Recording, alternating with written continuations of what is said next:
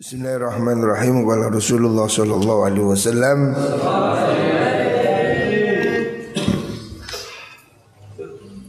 Dhahabal mufthiruna Dhahabal mufthiruna yawmal bil ajri Rawal Bukhari. Dhahaba budalan Sopo al-muftiruna pira-pira wong kang mokel, maksudnya tidak puasa. Al-yauma ing dalem ikilah dino bil ajri kelawan ganjaran. Maksudnya ini potongan dari hadis yang diriwayatkan sahabat Anas. Rasulullah sallallahu alaihi wasallam rombongan pergi ke Khaybar.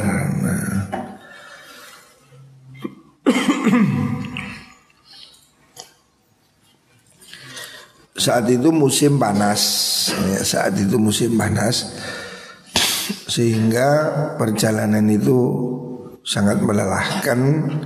Sebagian puasa, sebagian orang tidak mampu sehingga tidak puasa. Kemudian Rasulullah sallallahu alaihi wasallam mengatakan dhahabal muftiruna al-yauma bil ajri. Orang-orang yang hari ini tidak puasa itu juga mendapatkan pahala. Artinya waktu perjalanan orang-orang ini kan memang boleh tidak puasa. Saat itu sahabat ada yang puasa, ada yang tidak puasa. Sedangkan yang tidak puasa itu lebih giat karena tidak puasa, sehingga dia bisa melayani yang lain, sehingga dia lebih kuat. Ini kan kasusnya dalam rangka berangkat waktu perang Khaybar itu. Sehingga sebagian orang ini tidak mampu puasa, tapi dia giat dalam pelayanan kepada yang lain. Sebagian yang puasa ya, namanya puasa ya, dia lebih lemah. Makanya Nabi kemudian mengatakan yang tidak puasa tetap dapat pahala. Karena orang yang tidak puasa saat itu menjadi pelayan dari yang puasa. Bukan berarti kemudian yang puasa jelek. Nah, yang puasa juga tetap dapat pahala. Waktu itu kan situasi panas, yang puasa juga dapat pahala. Tetapi yang tidak puasa karena membantu yang lain, khidmah pada yang lain juga mendapat pahala. Jadi konteksnya ini dalam perjalanan dalam perang Khaybar. Bukan berarti di rumah nggak puasa dapat pahala, bukan. Konteks hadis ini ketika sahabat waktu itu perjalanan menuju Khaybar. Ada yang puasa, ada yang tidak puasa. Yang puasa ya geraknya lebih terbatas, yang tidak puasa menjadi pelayan yang lain. Maka Nabi memberi pujian orang yang tidak puasa tapi membantu yang lain juga dapat pahala yang sama. Hadis sahih Rawal Bukhari wa Muslim. Selanjutnya dzirhamaini asyaddu hisaban min dzirham. Dzirhamaini utai wong kang duweni 2 dirham iku asyaddu luwih banget apane hisaban hisabe. Orang yang hartanya lebih banyak, hisabnya lebih besar. Min dirhami saking wong kang duweni sak dirham. Yang punya 2 hisabnya lebih berat dari yang punya 1. Artinya orang yang hartanya lebih banyak itu akan membuat perhitungannya lebih besar. Nah, wadud dinar ini utai wong kang duweni 2 dinar iku asyaddu banget apane hisaban hisabe min dinari saking wong kang duweni sak dinar. Ya. Karena inilah ada riwayat bahwa orang yang miskin, orang-orang fakir itu besok masuk surga mendahului orang-orang yang kaya dengan jarak 500 tahun. Nah, ini kalau tanpa percepatan ya, sama-sama orang manusia kaya dan miskin, ini besok hitungannya lebih jelimet yang kaya. Karena yang kaya ini banyak yang harus dipertanggungjawabkan. Makanya sebagian ulama memilih untuk hidup sederhana, hidup zuhud. Sebab khawatirnya harta yang banyak itu membuat perhitungan lebih ruwet. Totalannya lebih berat, itu pasti ya. Makanya Rasulullah SAW juga memberi kabar gembira orang-orang miskin. Kalau kamu ditakdirkan jadi orang miskin, jangan kamu menyesal. Sebab orang miskin ini besok lebih cepat masuk surga. Karena hitungannya gak ono, totalannya sedikit, hartanya sedikit.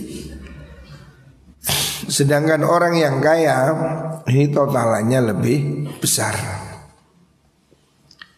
Tapi bukan berarti orang Islam tidak boleh kaya ya.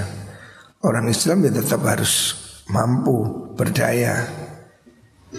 Orang yang hitungannya berat itu orang yang hartanya tidak jelas, halal haramnya tidak jelas. Nah, itu hitungannya ruwet. Tapi kalau orang itu mengambil hartanya dengan cara yang benar dan kemudian dia belanjakan pada jalan yang baik, itu akan ada percepatan. Tidak seperti yang bermasalah. Bukan berarti orang Islam itu harus miskin gitu. Orang Islam kaya juga bagus. Santri kaya menurut saya lebih bagus. Alumni kaya dengan alumni miskin lebih bagus orang kaya. Karena apa? Orang kaya itu lebih banyak manfaatnya untuk orang lain. Orang miskin sabar, bagus, manfaatnya untuk dirinya sendiri. Tapi kalau orang kaya bersyukur, bangun masjid, bangun madrasah, memberi beasiswa, hidupnya lebih bermanfaat untuk orang banyak. Makanya ini melihat situasinya, melihat keadaannya. Bisa jadi orang miskin itu lebih baik, bisa jadi juga orang kaya lebih baik. Hadis Rawahul Baihaqi. Selanjutnya kala Rasulullah sallallahu alaihi wasallam, dzul wajhaini, utawi wong kang duweni wajah luru. Maksudnya punya dua wajah itu orang munafik. Kesana begini, ke situ begini ya. Orang punya dua wajah. Artinya orang yang tidak punya keteguhan, konsistensi. Kalau ketemu orang munafik ya pro munafik, ketemu orang mukmin pro orang mukmin ya, maka dia punya dua wajah ya. Hanya untuk menyenangkan orang ya, tidak punya prinsip. Orang yang punya dua wajah iku yakti bakal teko sapa dzul wajhain yaumal qiyamati ing dalem dina kiamat. Walahulan iku kedue dzul wajhain wajhani utai wajah luru. Wajah luru min narin saking geni neraka. Orang yang punya dua wajah akan punya dua wajah di akhirat dari neraka. Ya karena yang dimaksud dua wajah ini orang yang tidak punya prinsip ya, sehingga dia itu bisa mengadu domba. Munafik gitu loh. Kalau ketemu orang kafir ya senyum-senyum belani mereka. Ketemu orang Islam belani orang Islam. Pura-pura. Orang yang hidupnya dalam kepura-puraan. Nah, Ini kan lebih banyak ngerusak. Kalau di sini jelek-jelekan di sana, kalau di sana jelek-jelekan yang di sini. Nah, orang begitu itu sifatnya orang munafik. Makanya besok disiksa dengan dua wajah di neraka. Hadis rawahu Tabrani. Adzambu syu'mun ala ghairi fa'ilihi. Selanjutnya Nabi menyatakan adzambu taiduso iku syu'mun bahaya. Allah ala ghairi fa'ilihi ing atase liyane wong kang nglakoni dzambun. Jadi dosa ini bisa berpengaruh buruk pada orang lain. Wattaqu fitnatal ladzi la yusibah la tusibanna alladzina zalamu minhum khassah. Jadi kalau Allah itu marah, semuanya kena bencana ya. Efek dari perbuatan jelek itu bisa membuat celaka juga pada orang lain ya. Orang yang baik harus mau amar ma'ruf nahi mungkar. Orang yang baik harus peduli pada yang lain. Wa tawasau bil haqqi wa tawasau bis sabr. Jangan kamu baik sendiri tapi tidak mau ikut memperbaiki orang lain. Sebab kalau kita diem tidak peduli kepada kejahatan, kemaksiatan, maka efek dari kejahatan itu bisa mengenai semua orang. Jadi kalau Allah murka, kalau Allah menurunkan bencana, maka yang baik pun ikut terkena ya. Sebab itu orang diharuskan punya kepedulian untuk membangun komunitas yang baik ya.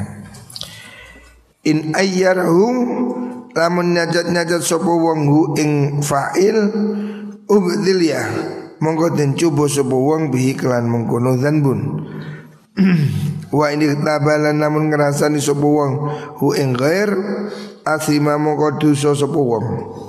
Wa idza radiyalan ridkan ridho sapa mengkono ghair niku ghairul fa'il niku bi iklan dzanbu sik adzanbu itu saiku syukmun Allah ala ghairi fa'ili ing atase wong liyane wong kang nglakoni dzanbu.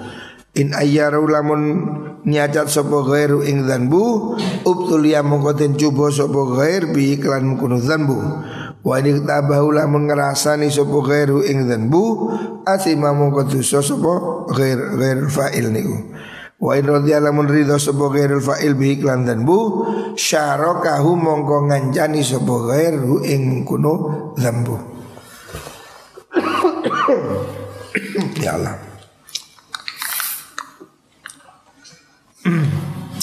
Artinya perbuatan dosa ini efeknya buruk bagi yang lain.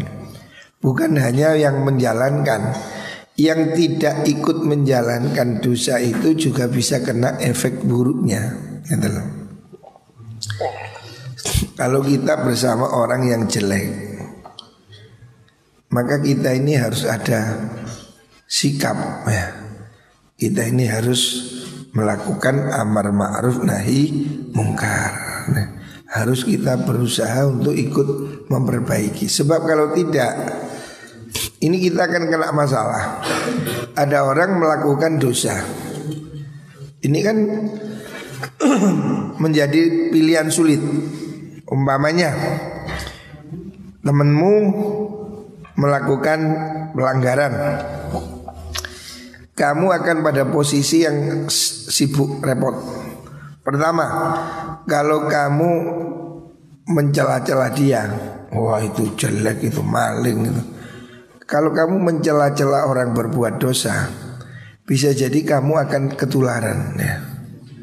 Kamu akan, kalau ada orang berbuat jelek itu jangan dicaci maki ya. Ingatkan, doakan. Sebab kalau kamu caci maki bisa jadi kamu ketularan. Nah, ini efek jelek dari dosa.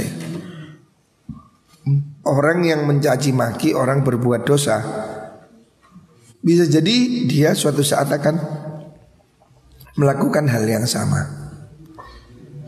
Terus kalau dia menggunjing, ngerasani, itu loh perbuatannya jelek, ngerasani menggunjing itu juga dosa. Kalau didiamkan, diem aja, cuek. Kalau kamu diem aja, kamu juga dapat bagian dosa. Sebab kamu termasuk ridho. Kalau kamu lihat temanmu mencuri, kamu diam, berarti kamu ikut punya bagian dalam pencurian itu. Berarti kamu termasuk setan bisu. Setan bisu, ikut mendukung itu kan perbuatan setan. Lu kula mek meneng, lah iku setan bisu. Harusnya gimana? Harusnya kamu bilang jangan, haram. Nah, ini yang benar ya. Maka itulah kita diwajibkan melakukan amar ma'ruf nahi mungkar. Sebab kalau tidak kita ini ikut berdosa. Dosa ini jelek ya, perbuatan dosa itu jelek. Bukan hanya pada pelakunya, tapi bisa juga menjadi kejelekan bagi orang lain. Jadi kalau kamu diem aja, berarti kamu rela terhadap kemaksiatan. Orang yang rela terhadap kemaksiatan, maka dia termasuk sama dengan yang melakukan kemaksiatan itu ya. Kalau kamu lihat temanmu mencuri, kamu diam aja, berarti kamu pencuri juga. Karena kamu apa? Setuju, kamu diem. Lu saya diem berarti kamu setuju, ikut mendukung pencurian. Berarti kamu ikut berdosa. Karena apa? Kamu tidak melakukan usaha mencegah dia. Kamu diem aja, berarti kamu sepakat terhadap kejahatan. Nah, jadi kalau kamu ada teman kok berbuat salah, wajib kamu mengingatkan, jangan takut. Ini ada orang mencuri, jangan mencuri loh, haram gitu. Ingatkan. Jangan, saya nggak ikut nyolong. Nggak bisa. Kamu tidak ikut nyolong, tapi kamu membiarkan penyolongan. Apa itu penyolongan? Kamu membiarkan pencurian, kamu sama dengan pencuri. Kamu ridho terhadap maksiat ya. Orang ridho terhadap maksiat itu punya dosa seperti orang yang melakukan maksiat itu. Itu yang disebut oleh Nabi seperti setan bisu. Kalau kamu diam terhadap kejahatan, berarti kamu salah satu dari dua pelakunya. Karena kamu punya kewajiban.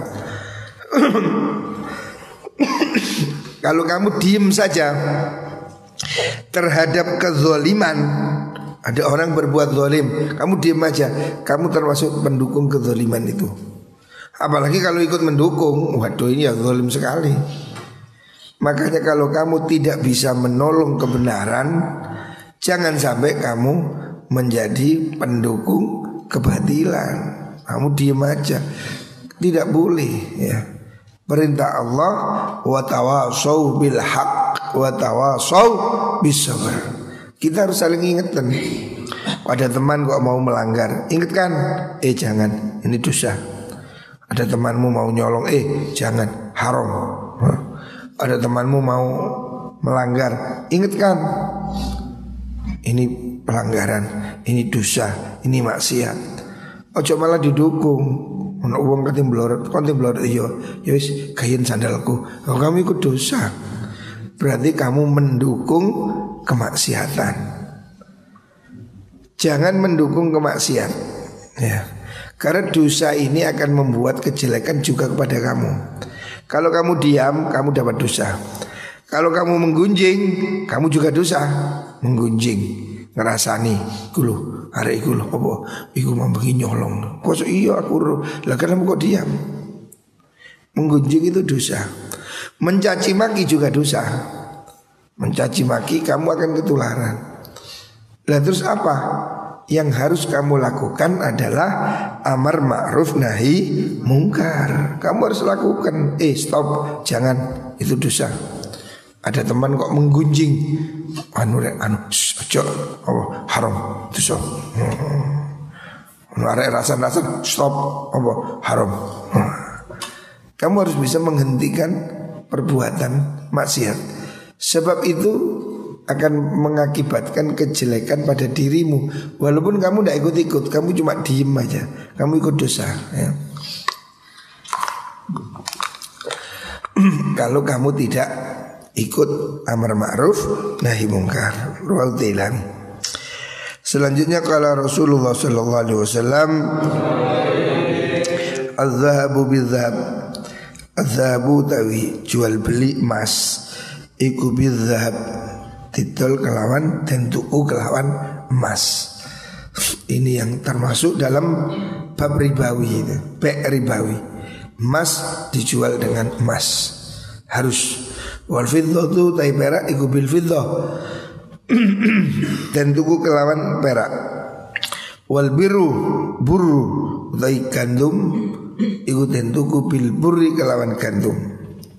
Wasyairu utawi syair ya, jenis gandum juga iku bisyairi dan tuku kelawan gandum. Pokoknya begini, jual beli makanan dan emas perak itu harus sama, seimbang. Kalau tidak itu termasuk be' ribawi. Watamaru te kurma garing iku bitamari kelawan kurma garing. Kurma beli dengan kurma. Wal milhu tawi uyah bil milhi kelawan uyah. Garam beli dengan garam. Masalan bimislin, di sini tempatnya harus sama. Masalan kelawan podo, bimislin kelawan podo.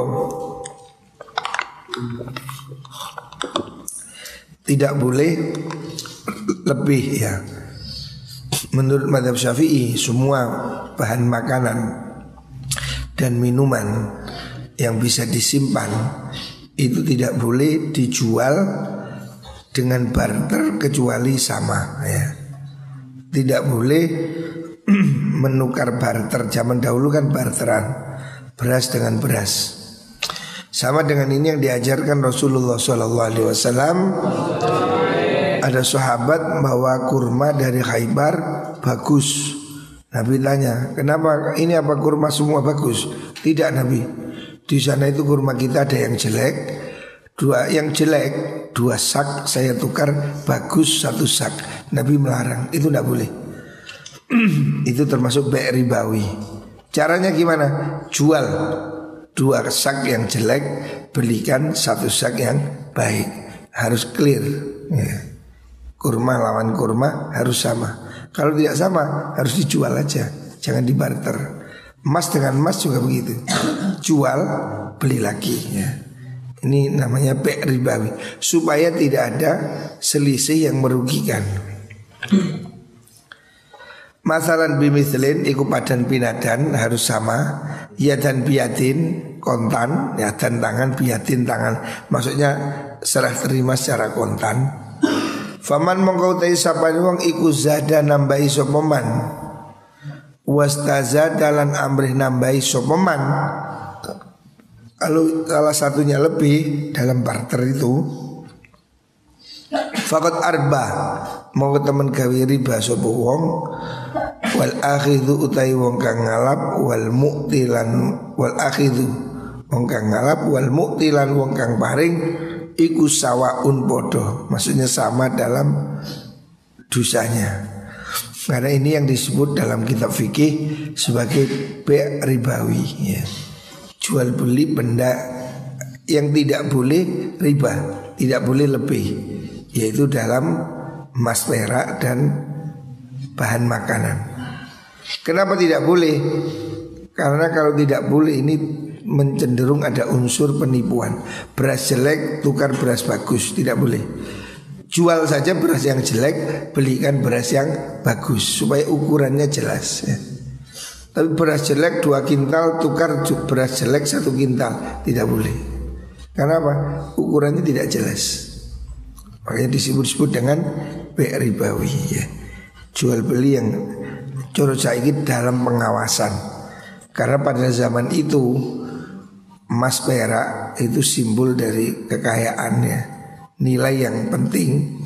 Dan makanan-makanan itu sesuatu yang komoditi yang dilindungi. Kalau sekarang Artinya ini jangan jadi permainan pasar, supaya tidak ada harga yang melambung, mencekik gitu. Jadi Nabi mengendalikan harganya supaya stabil. Maka Nabi melarang barter bahan makanan dengan yang sejenis secara lebih. Kurma bagus tukar kurma jelek, Nabi mengatakan tidak boleh. Jual kurma jelek, belikan kurma bagus, supaya harganya jelas, ukurannya jelas itu. Jadi bisnis yang diajarkan Rasulullah SAW, jual beli itu harus clear, harus ridho, harus jelas gitu. Jadi prinsip bisnis dalam Islam itu tidak boleh merugikan orang lain. Makanya ada ijab kabul, itu kan untuk menunjukkan kerelaan. Hari ini ijab kabul ya kalau ATM gimana ya, petek-peteknya itu ijab kabul. Kalau zaman dulu ya ucapan, saya jual, saya beli. Hari ini ya pakai petekan itu kan, e-banking, petek-petek, Lazada, petek-petek. Ijab kabulnya di mana? Ya di petek-peteknya ini. Nah, ini karena sebagai wakilnya dari ijab kabul. Kalau zaman dulu jual beli kan berhadapan, maka ada ijab kabul. Saya beli, saya jual gitu. Lalu saat ini jual beli sudah online semua. Hari ini sudah jual beli online ini menjadi tren ya. Hampir semuanya dijual online sekarang. Apa sih enggak online? Jual ini, jual itu. Pasar fisik sekarang ini hancur-hancuran. Ramayana, Matahari, remuk semua itu. Mall-mall ini sekarang hampir rata-rata di ujung kebangkrutan. Saya kemarin baru satu kali, kemarin tempo hari saya diajak teman ke Galaxy Mall. Nggak belanja, cuma mau makan aja. Wah, saya lihat mall itu drop sekali. Dulu Galaxy Mall itu waduh penuh, Ciputra, Ciwu. Sekarang saya lihat waduh sepi sekali, karena orang sudah jual online semua. Lah bagaimana jual online ini ijab kabulnya? Ya ijab kabulnya ya petek-petekannya itu yes, kan ada tulisan yes, ya beli, kan ada tulisan. Ya itu sudah ijab kabul modern ya, pakai jempol, petek. Kalau zaman dulu jual belinya nyata, ya berhadapan, dihitung. Kalau hari ini kan diwakili gambar, ada fotonya, Shopee, nah, apalagi itu Tokopedia. Nah, jual beli hari ini sudah sedemikian rupa ya. Antar negara sudah mudah, sehingga sekarang ini barang-barang cenderung lebih murah dengan adanya online ini kan. Tapi efeknya memangkas tenaga kerja. Dulu orang perlu karyawan, sekarang nggak perlu karyawan. Makanya ya harus adaptasi. Kalau orang yang bisa adaptasi hari ini, saya lihat banyak orang jualan online ini sukses banyak.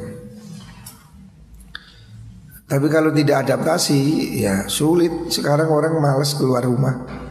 Makanan juga dikirim pakai GoFood.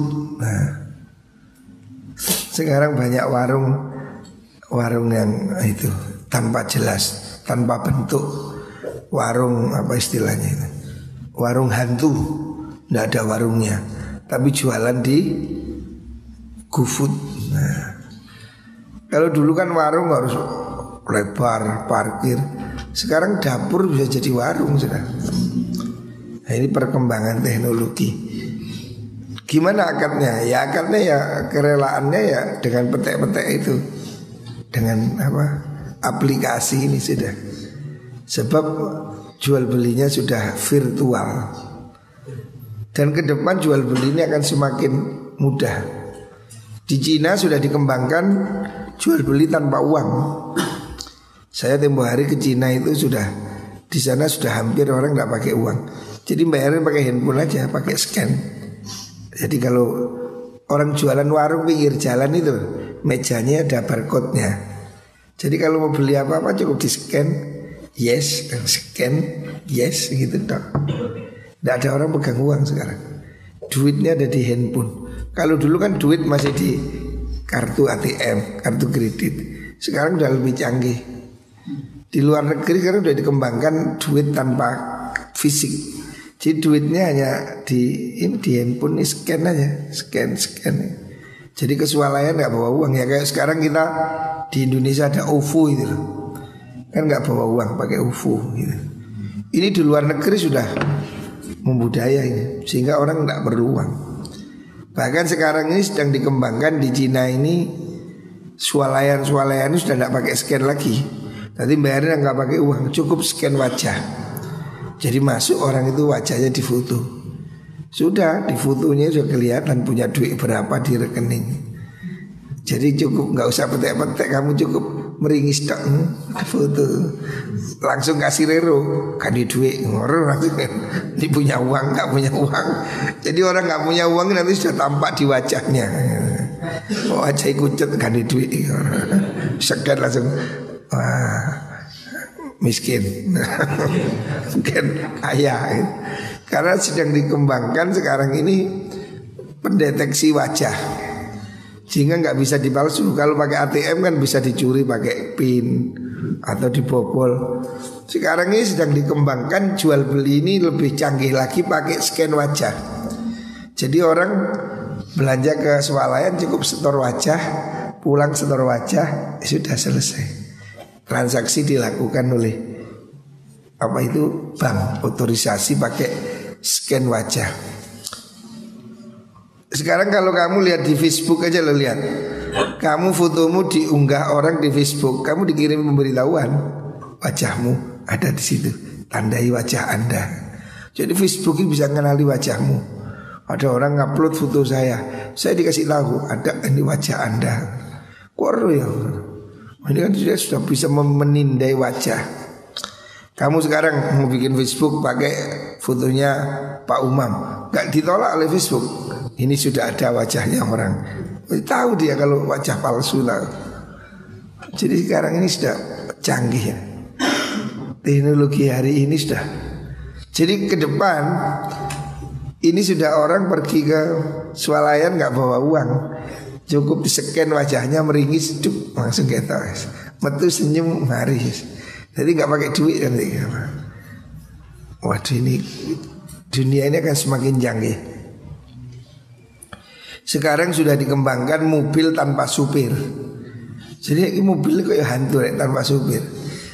Jadi nanti sedang dikembangkan, ini sudah ada di Dubai, taksi tanpa supir.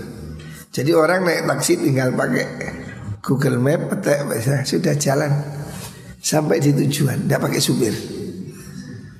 Wah, supir baru nganggur kabeh. Ada tanpa supir sekarang. Terus mobil sudah akan pakai listrik. Pom bensin bisa kukut 10 tahun ke depan. Coba kamu titeni, diperkirakan 10 tahun ke depan SPBU tidak laku. Karena orang sudah pakai listrik, mobil pakai listrik. Jadi charger listrik ada di mana-mana. Ini dunia modern. Kita ini akan, teknologi ini akan terus bergerak. Zaman dulu kita mau foto kan masih pakai kamera cepret. Sekarang wis gak ono kamera wis. Ya si ono ya masih, tapi sudah gak banyak. Film kan sudah ada, dulu kan pakai film. Hari ini sudah digital semua. Jadi kita ini akan mengalami era yang lebih maju. Makanya santri-santri ini harus siap. Kalau tidak siap ya lolak-lolok dok. Makanya di pesantren kita, di pesantren An-Nur ini kita galakkan bahasa. Salah satu kuncinya itu ya bahasa. Kamu harus menguasai bahasa internasional, bahasa Inggris, bahasa Arab ini penting. Lek perlu bahasa Cina nek.